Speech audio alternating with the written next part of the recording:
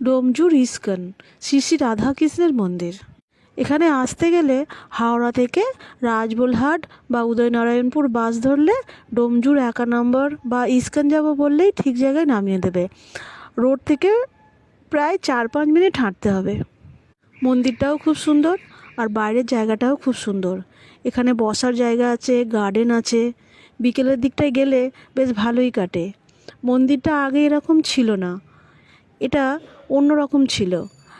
নতুন করে বানিয়েছে, মাথাটা অনেকটা পুরীর আদলে বানিয়েছে। আগের থেকেও অনেক সুন্দর হয়ে গেছে।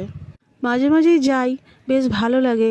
সাংসারিক জীবন থেকে একটুখানি বেরিয়ে গিয়ে বসলে বেশ ভালো লাগে। ভিতরে রাধাকৃষ্ণের মূর্তিটাও অসাধারণ সুন্দর।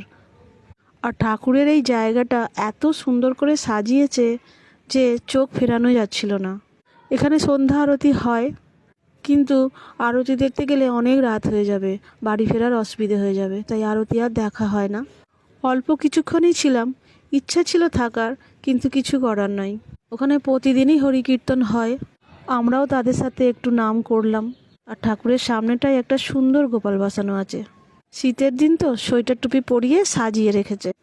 আর একটা সুন্দর শিবলিঙ্গও আছে।